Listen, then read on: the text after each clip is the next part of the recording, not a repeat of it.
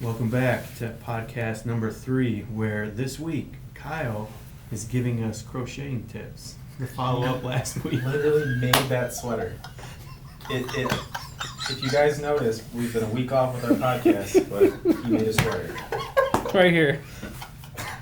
Handmade. Handcrafted. I haven't seen Kyle for a week. Perfect. And then he came back with a sweater. So he hasn't seen him. He's been at home. Working remote. I haven't slept for a week. He has blisters. Just Yes, my hands hurt. But Any takeaways from your project? no. Are you accepting orders? You couldn't have chose a better outfit. That's awesome. That's We're great. gonna have matching ones next week, actually. All right, this week we have Dave Streeter joining us, and he has absolutely no idea what we're going to talk about this week, so it should be pretty good. Yeah. Nice. Sounds about normal. And I'll just start talking. You won't be able to shut me You up. figured he'd fit in pretty good. A lot of questions we get when we work with business owners, or even ourselves, are what do we post? What do I post on social media? Most people know, because everybody talks about it, hey, we got to post on social media. Like, everybody's on there, you got to post, you got to put stuff out there, but there's really a lack of, okay, now what? You know, have you guys, Kyle, have you heard of that? What do you hear from other people that we worked with about that? They might know what to post, and then they feel like they're posting too much the same thing, I guess. Stuff like that. Or feel like they're bothering people by posting too much or anything like that. Nick, so you're a media company. How often do you Sure post are. on social media? Oh, Sure man. are. I sure are a media company. I sure are a media company. We do not post as frequently as we should. This is why I have not said anything until now. So I know this is a real example. What's stopping you from doing that? What else you got? I'm still waiting for real. What's your biggest objection? I really don't know. It's probably because I overthink what my audience wants to see. So I think the 300 pieces of content that we did throughout the week for different clients is probably not what they want to see. So it's kind of like what I was saying, where you feel like you're going to irritate people or post too much of the same thing. Yeah. A little bit of that. Sadly. Yeah. So Dave, kind of on your end, what have you kind of seen through your social media, and what's been maybe a struggle that you've gone through, and how do you use these different platforms, kind of? It is quite funny because I am not. And I will say right now, I don't know that I have posted personally anything. My wife is the one behind that. But what I noticed, to me, talking to my customers, is seeing something they can walk through. So it does, when I'm not speaking, it is giving them, how many times they go back to me and say, well, I looked at that, I saw that. We just posted a job we did a year and a half ago. And the people I'm getting response from that, just showing us, is really, it's been good to me. I'm laughing at this, but it is true. The reason I don't want to post is I overthink what you have, because you are so detailed for your clients. You don't want to mess that up, but sometimes even bad publicity is good publicity. Just getting it out there, Yeah. and failing a little bit at it, because Sure. just like everything. But yes, on that side of it, what I love right now is picking up my phone and seeing my stuff getting posted on a daily basis right now. I would love that 2 years ago, 3 years ago. Yeah. But right now, so just to help my customer, just Yeah. one more thing to help my customer, another way to get out there. But yes, it's so difficult, because I'm laughing that you said that, but we go back to what we're good at. Sometimes it's like, you don't want to post it. No, I don't like that. I know every flaw in that job, so I don't want to post it. Nope, I messed up there. I don't want to. But the customer just wants it. You're helping the customer in that. Yeah. Yeah, and that's hard just because I get the same exact way. I feel like we'll produce a piece of content, we'll put it out there, it gets not the views that we want it to get, and then I'm like, well, we did something wrong. And then I post something that took half the time and it gets 100,000 views, and I'm like, oh, that's what we need to do more of. So it's really just the actual overthinking of it, and it's probably really, really wrong, because even if one person's consuming my content, they create a client or it gives them a tip or it shows them something, that's really all that matters. But maybe my ego gets a little bit in the way of seeing the views. So you said something that was interesting, when you start comparing post to post, and looking at that. And Kyle, talk about for a minute, we actually just got out of a meeting where we did review a lot of different posts, and it's easy just to look at the engagements or the likes on a post, but sometimes that's not the only metric that we should be looking at. What are some of the other things we kind of identify? So you might say, I posted something that took a lot less effort, but what day, what time did you post it? Who was awake during that time? You know, it's a lot different than just, well, I worked harder on this and nobody liked it, so why should I bother, I guess. Yeah. Yeah, content, that's my problem. Yeah. That's my biggest thing. I look at the things I put the most effort into and feel like that's what they should be. Are you posting just so you could say you posted? Maybe. Okay. I just wanted to clarify. I didn't So- catch that. Once again, I went Does to that meet school. your quality standard? So, Kyle, what's give everybody the secret sauce. What's the best time right now from what we're seeing on everybody's platforms? What's the specific time that people can actually post that they're gonna see probably their best engagement? 8 p.m. And what day? or Monday. So Mondays are really the best time that we're seeing is the most people are active, and I think that most people just don't want to go back to work on Monday, to be honest with you. Mhm. But usually it's Monday between 9 a.m. and 9 p.m. is a major spike, even compared to a Saturday and Sunday.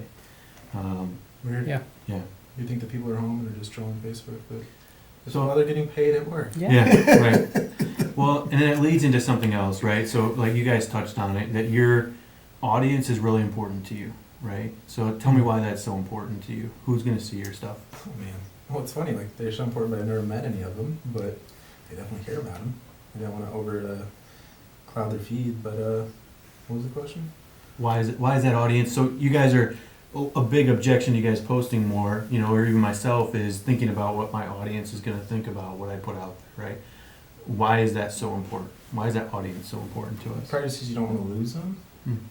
But it's not like they're necessarily leaving the page. It's definitely the overthinking of it, like, because they could like your post for any reason of reasons. Right. Does that make Right. sense? Well, and then you have to think about like they came there in the first place to see stuff from you. So if you're not posting, yeah. you're disappointing them in another way. You know. Thank you. I should probably knit them all something. So, Sorry. so a big obstacle is overthinking our audience, right? Right. What would help us on that?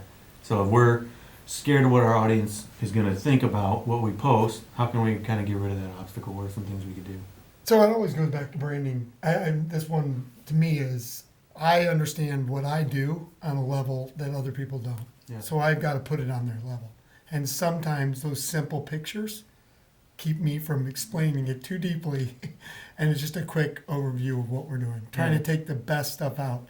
And then just, people are going to like it for a color. It either is really colorful, it was edited really well. Thank you on Simple Greek. It was really good. But it really is one of those things that you just overthink to your customer. You're trying to put it on a level 10 to them, a level 2 just so they can see it, and then it's lack of knowledge. You're just trying to hand to them what you do. Yeah. Because people just don't know what you do sometimes. They Yeah. don't know what the process is and how we do it. I mean, when I look at NWI Media, I didn't know, and now I'm going through it. I've enjoyed some of his work Yeah. on my feed, and it's really nice. Yeah. So it's just giving that back to the people and saying, hey, this is what we do. Yeah. So, because everybody only sees me, hey, a finished product, and we're doing food or wherever we're at. So, but it again, overthinking it is so difficult. You're so true on that. Well, I think you can't go wrong with creating value. Like for you, you're creating value with your clients because they're seeing you work on their job real time, Right. you know, on stories or the feed or whatever it is. Right. And Right, and it goes back to really what we're doing is trying to get people to know. The more people that know what we do, it's like instead of having to, shake down a tree to get something, we have more people that know us. That really does help. That's good. So I kind of hear, audience is really important to us, right? And Kyle, you even just alluded to it, that existing clients, it's nice for them to see the project that's going on, right? Mhm. And so I think one of the biggest takeaways that we can bring is knowing our audience, right? Because we're so worried about what our audience is going to think, what they're going to, is this post going to be real to them? But we don't even know who our audience is. And so, Kyle, what are some things that we do and maybe other people could do just in their insights already to kind of help identify, who their audience is? Because there's, it's easy as a business owner to say, well, everybody can be my customer, right? And that's true, that might be true for some, but there's a specific message, right, that you may want an existing client to have versus maybe a new client. So what are some practical things people could do? Anybody could chime in, I guess, but Kyle, maybe start it off there. Well, I think any business owner, even if they think they don't, they know a little bit about the demographic or who's buying their product or service. But really, you can go in like Instagram or Facebook, it'll show you if you have 70% men looking at your content. So, you know, male-centric content, you know, hone in on that or whatever it may be. Yeah, so Facebook has their insights, right? So they give you, and there's a lot more than just that. You know, there's age group, there's the time of day that they're active, and really there's a lot of, so automatically you already have some basis of who your customer base is from that. And then there's also other ways where you can really dive deep into finding out who it is, right? So we talked to a realtor this week who a certain type of post was really getting a lot of traction, and we're trying to figure out why. And I want to find out, it's important for them to know, is it just other realtors seeing it? Because that's different, you know, that's not a buyer that's going to buy it. It's just a realtor that maybe they saw the house and liked the house or knew it. So, you know, one of the things we're going to do this next week is run an ad set one is going to exclude all realtors, and we're going to boost it to them, hide it from the timeline. And the other one is going to boost it to everybody. And we're going to see and compare the two, same exact time that we're going to post it. It's going to be the same exact amount, same audience. Everything's the same except one we're going to exclude realtors, and one we're going to include them, and we're going to compare them to each other. And so what that's going to help our client do is understand, okay, this post, we thought was getting a lot of engagement, but it's an engagement from the wrong type of crowd. That's true. And if you have the ability to run your own ads to kind of prove that, instead of having an $80 budget for one ad, do Right. 40 and do 2 and actually figure out who you're hitting. Yeah. Don't share that with anybody else, but then you know exactly, if you're trying to get in front of the people you want, exactly what they want to see. And that's interesting too, because like we have realtors that they'll get 800 views on a video and they wonder if they're doing something wrong. But as a realtor lead, like if they're getting one buyer on that buyer side commission, that's $3,000. Like, so if you only have 800 views and you get 3 potential leads and then you get one closed, that $250 video that you had produced and you spend a $40 ad, you made $3,000. It's totally worth it. Yeah. So we'll dive into, and I'm going to put Dave on the spot, and if you remember it or not, that's fine. But, you know, there's certain analytics that we go over every week, you know, because I think the metrics that you're looking at are really important. You know, like we saw a big transition from a lot of likes on business pages to where we don't look at that as much now. But what are some of maybe the other insights that you look at that we kind of go over to view, like how many people are there and stuff like that? I you love- kind of take away. I love what we do. And it's funny, I'm listening to this, it's really good. Some of it I'm taking back more of what we've talked about in our meetings, but it's good to know where your content's hitting. So who are your number one cities? Yeah. That's really big to know, hey, am I talking to the people that I need to be talking to? Yeah. And that was good for me to know that. And then from there, I love seeing the slow increase. So it might be 150% increase that we're getting, but it's something. Right. Look for smalls and intervals. But it's funny what you said. I love how you split that up. Take a little bit of time at the beginning and don't worry about making a mistake. Do something, but your consistent message right now, I'm seeing that now that we're really hitting a daily post or we're doing these different things just to show what we have out there, because we have a lot of content right now. It is just then once you figure out, you take that little time and don't be afraid to make a mistake. It doesn't matter. It's just one. Don't keep, you're learning. But when you start on that, I love how you guys are doing that. That feedback is so important back to me. But knowing my cities, knowing my personnel, I love it when you guys, men, women, but then not on just that, you diagram it down to age groups in men and women. Yeah. Because we're trying to hit a certain clientele. Yes, we are. And you don't know who it is. You don't know who's going to see that, going to show somebody, and then we're talking to somebody who runs a construction company downtown. You just don't know it. And then what's funny about that, they go, well, before we hired you, we looked at your website and your Instagram, and I went, huh? And I went, I have one of those? And I'm like, I'm supposed to know, but it was funny. They do look at it. That's what you're getting in. That's what you're viewing now. Yeah. So it really is. Those little, that information, that feedback is, take that. Don't be afraid to make that. And I love how you separate it out. Even if it was just so you know what you're doing. I love how you guys thought about that, but that to me has been really big. And I've been fortunate on that. You know, I don't do it, but my wife Jen, Yeah. really nails that. And you know, don't care to make a mistake. Right. I know that's our biggest thing. I don't Yeah. want to post them so right on my job, but it's right on. Yeah. And I think like even like as people recognize, like I've been scrolling on Facebook before and I get like an ad for a cleaning company in Virginia. Like just because you can run Facebook ads doesn't mean you probably should. Like I don't know that I'm hiring somebody like that, but I see it all the time and I know that they're spending probably big money on these ads to get video views or whatever, but if you're not willing to, like the tools are there. If you're not willing to hire a company to do it, like you can dive in and really figure out exactly who you want to target. Instead of having to spend $400 on that ad, you can spend $60 and hit exactly who you're trying to find to Right. clients. And I think, you know, that's a great example, and Dave, you alluded to it, but you gotta be willing to make mistakes. So a lot of what we do is, we just do a lot of testing, you know, okay, we're gonna throw this type of post at this time of day, and let's just see, because you don't know what you don't know. And you don't know your audience, maybe they like this post, maybe they don't, maybe they like it at this time of day, but you won't know if you never post it. That's true. And that's one of the things we really preach is throw it out there. Right. A lot of what we do is just, let's try this, let's get consistent about it though, right? Because Mhm. if you don't have it consistent, you're gonna lose on that algorithm every single time, and your engagement's gonna go down, and you won't be ranked as high. And you're right, and then that leads into, so you can get very specific. If we can do all that testing, then we know, hey, we don't have to spend $400 and hit 3 million people. That's not the best dollar spent for our ads, right? But we could spend $100 and hit 100,000 people, but we know those 100,000. We already did all the testing, the side-by-side testing. That's exactly who we want to hit, and we know when. And I think we also have so many examples of like people that like not being afraid to make mistakes. Like if I think of things that have really gone viral, like I had a friend that posted some video of his daughter was dancing out during Hark the Herald Angels Sing when they were doing like a Christmas play. And like probably really, really awkward for him. He still posted it on Facebook, but it got 20 million views. Like or that lady, there was some lady like that had gone up to the wrong car or something at a gas station or like at a store. She got 60 million views. Like Right. those awkward moments, things that you don't want to post, like those are things that people find really, really interesting.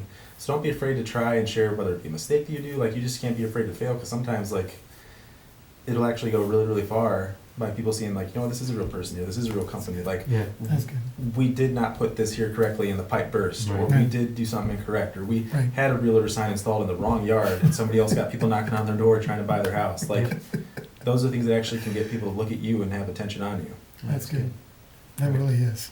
Time out real quick. How much time we have? Got about 10 minutes. Very good. Okay, so anybody can really chime in here. So we talked about audience being important and knowing your audience, right? We talked about consistent content. So let's get practical for a minute, because I think another objection, without, you know, running through it all, would be like just the process. You know, I think everybody would agree you need to post on social media, and I think some of us understand who our audience is or who we want it to be, but sometimes without that practical process of, okay, who's going to do it? What's it going to be like? You know, so maybe what are some struggles, pros, cons? What have you guys faced in the past that have kind of been a mistake, or what's worked or hasn't worked for you?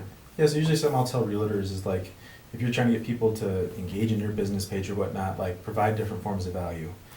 I usually tell them like 3 posts a day. If you're willing to post like one house for sale or share something real estate related, go ahead and do that. Share something relevant to the community, whether it be a new news article about something that's occurring, some new development that's occurring, and then show that you're out in the community, whether it be posting a picture of the lunch you just had, or you tried a new spot, or you tried a new coffee shop. That way you're hitting on 3 different areas, and that could go for anything. Like if you owned a store and you sell merchandise, well, post your merchandise of the day, but then also post a picture with the customer of the day, somebody that had stopped in. Like provide some value there, because then you have Jack that stopped in to buy whatever, and then suddenly you shared him on the page. Well, he's going to share that with his 1,230 Facebook friends, and he's going to feel relevant and valued, and then it just creates more of a personal connection there. So like, no matter what industry you're in, you really have the ability to really create a personal touch with your audience.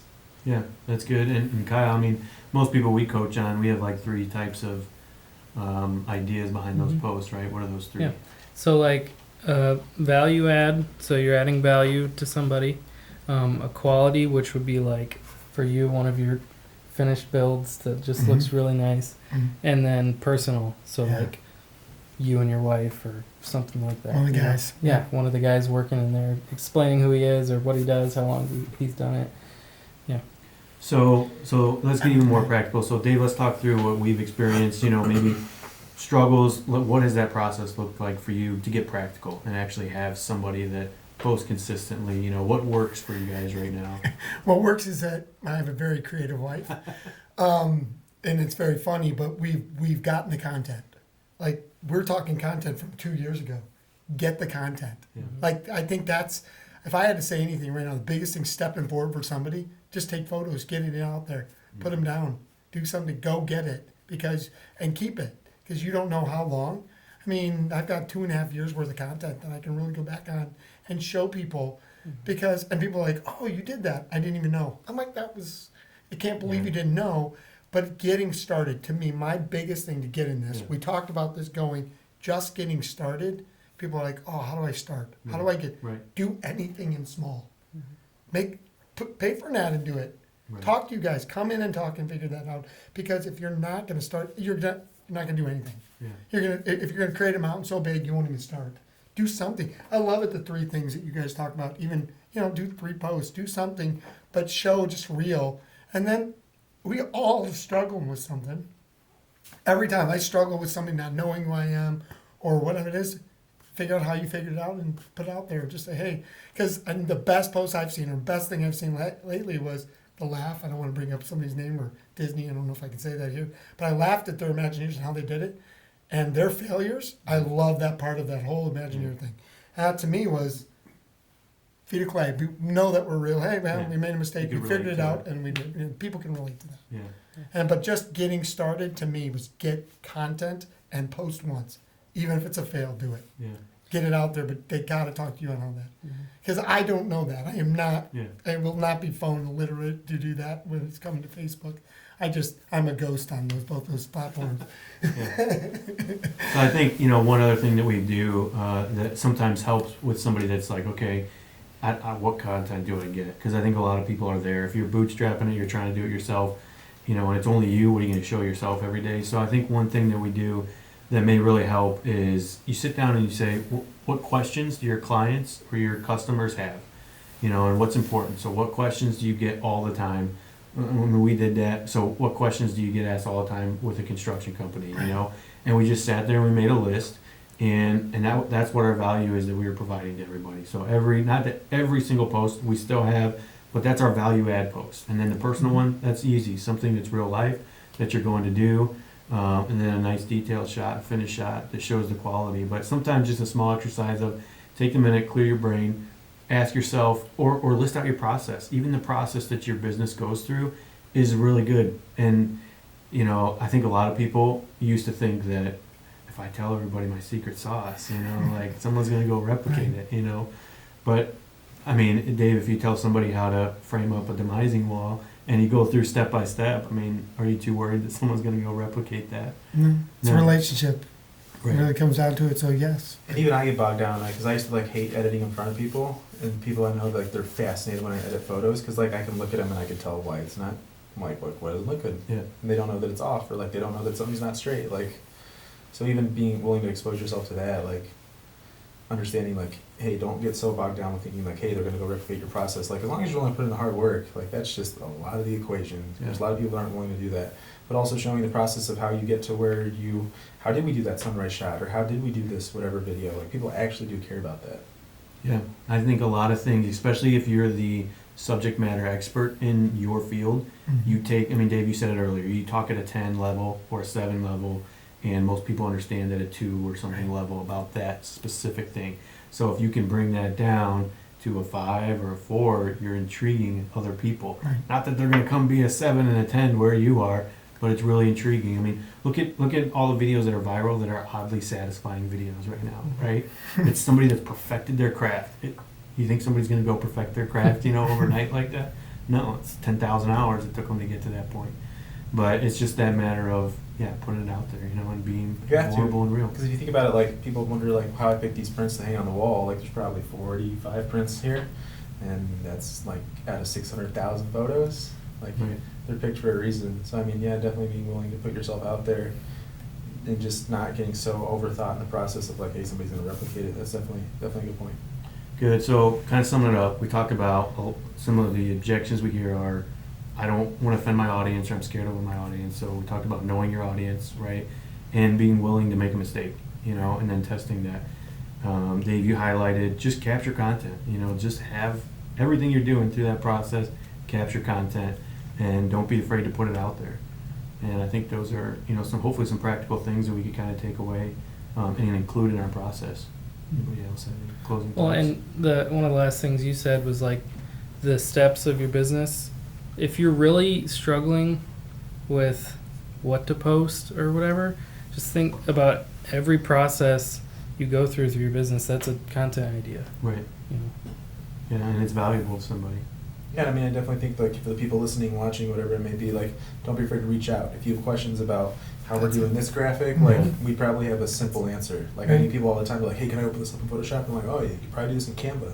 You're going to save yourself $40 a month, and you're going to save yourself 2 hours trying to learn something. And even whether it be construction questions, reach out to Jade. Like, if you had questions, call us at agency. Like, we're more than willing to share with you our mistakes. If we're able to share our mistakes, that provides value to our mistakes. That's going to make us feel a little bit better about the time we spent $8,000 on that mistake, because we're able to provide somebody the ability to not do it in the future. Right. That's good. Yeah, you just gave away the Canva secret. Man, Somebody's going to go away and it's going to change their business that you just said Canva out loud. it's old. He kind of burped it out, so it was perfect. I didn't think anybody saw that. Once again, for the third time in this podcast, I just want to disappear. Podcast number 3 in the books. Done. Thanks for watching.